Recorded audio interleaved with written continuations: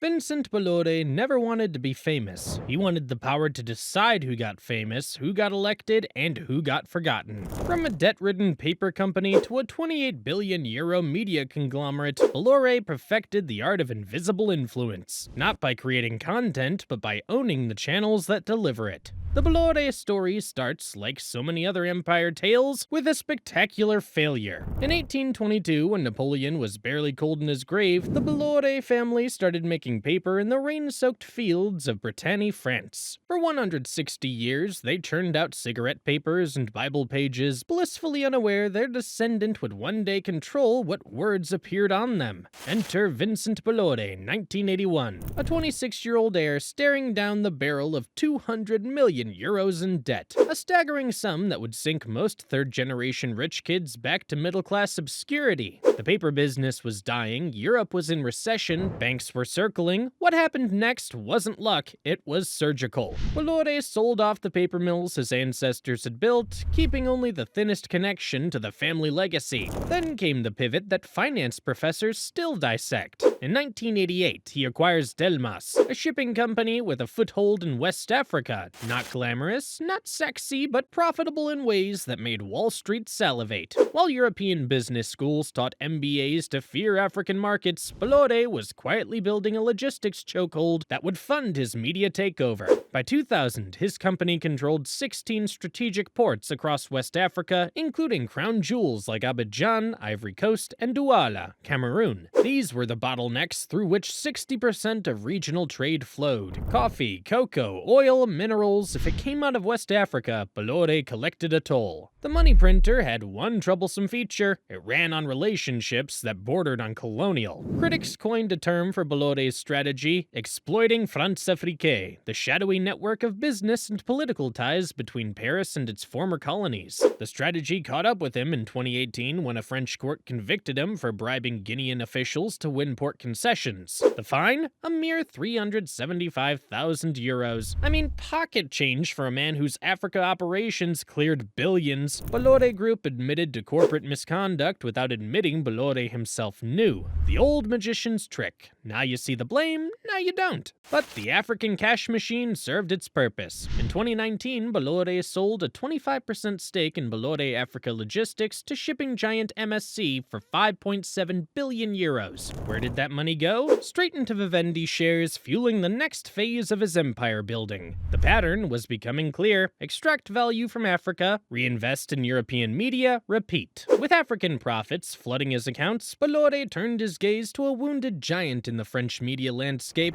The year was 2012, and Vivendi was a wounded animal. The once mighty media conglomerate was staggering under 35 billion euros in losses. The hangover from Jean-Marie Messier's turn of the millennium spending spree. Its stock price had cratered, its board was fractured, and its strategy resembled a dartboard with too many holes. Vincent Bolloré could smell blood and corporate water from 3 continents away. By 2014, he'd muscled his way into the chairman's seat, a position that gave him veto power over corporate strategy without requiring him to purchase a controlling interest. The boardroom coup was complete before most shareholders could even realize they were under attack. With the boardroom secure, Bolloré executed what financial analysts still study as a masterclass in corporate restructuring. Step 1. Exploit Vivendi's debt crisis to push for asset sales. The crown jewel, Activision Blizzard, sold in 2016 for $8 billion. Step 2. Reinvest the proceeds not in digital innovation or streaming technology, but old-school media assets that gave him maximum control. Canal+, Havas, and later, pieces of Lagardère. The results speak for themselves. Vivendi's stock climbed over 200% between 2012 and 2024, making Bolloré not just powerful, but obscenely wealthy. He'd turned a 1.5 billion euro investment into a controlling stake in a 28 billion euro empire. The Vivendi takeover revealed Bolloré's playbook: identify debt-laden targets, acquire just enough shares to secure board representation, then leverage crisis to reshape the company from within. No tender offers, no hostile bids, just patience, debt leveraging, and ruthless timing. Now, the Vivendi acquisition wasn't the endgame, surely. It was just the opening move. Tell me, what do you get when you combine France's largest advertising agency, its most watched news channel, and its most prestigious weekly newspaper? The answer? A media machine that can make or break presidential candidates, bury unflattering stories, and shape public discourse without leaving fingerprints. By 2024, Bolloré had assembled what media watchdogs call the perfect trifecta. First, advertising. Havas, acquired in 2017, controlled 1.2 billion euros in annual ad spend. Want prime placement on French billboards? Need your commercial on Canal+? The tool booth operator wore a Havas badge. Second, broadcast. Canal+ boasted 10 million subscribers across Europe and Africa, while C News, Bolloré's answer to Fox News, had rocketed from obscurity to become France's #1 news channel by 2021, crushing competitors like BFM TV. Add radio station Europe 1, and you control the soundtrack to French commutes. Third, print. Le Journal du Dimanche, JDD for the political class, Paris Match for the masses, Elle for fashion-conscious women. Through a 49% stake in Le Gardeur, Bolloré gained influence over publications that reached every demographic worth targeting. The real genius wasn't owning these outlets, it was how he used them. When Le Monde journalists uncovered evidence of Bolloré's tax disputes in 2021, the story mysteriously disappeared from JDD's pages before publication. When far-right presidential hopeful Eric Zemmour needed a platform, C News gave him 3 times more airtime than sitting president Emmanuel Macron. When climate protesters targeted Total Energies, a Bolloré client in Africa, CN News coverage was conspicuously muted. Now, what if I told you controlling the media wasn't Bolloré's ultimate goal? Yes, it was merely the tool he needed for something far more valuable: political influence. We all know that politics has always been a rich man's game, but Bolloré's turned it into something closer to chess, where he honed half the pieces and could rewrite the rules between moves. C News' audience share jumped from a pitiful 3% in 2015 to a commanding 17% by 2024. Man, this was good business. The secret wasn't subtle censorship, but strategic amplification. Flood the zone with friendly voices, starve opposing viewpoints of oxygen, create an ecosystem where certain ideas thrive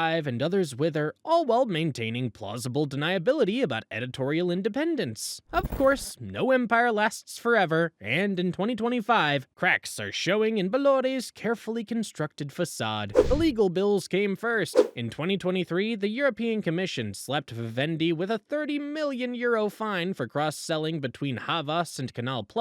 This was the practice competitors had complained about for years. Regulators began asking uncomfortable questions. Why were Havas clients getting preferential rates on Canal+ advertising? Why were unflattering stories about Vivendi advertisers disappearing from JDD? The Chinese walls between Bolloré's media properties looked increasingly like paper screens. Then came the African investigation. Bolloré himself faced charges of abuse of dominant position for allegedly using his shipping companies to squeeze competitors out of West African ports. The case remains open, but documents leaked to French newspaper Le Monde suggested a pattern of predatory pricing that could trigger penalties in the billions. The succession plan hit turbulence too. Zonyanek, installed as Vivendi CEO, faced an investor revolt over plans to spin off Canal+ into a separate entity. Critics viewed this move as an attempt to insulate the crown jewel from potential regulatory action. Vivendi stock dropped 14% in the first quarter of 2025 alone.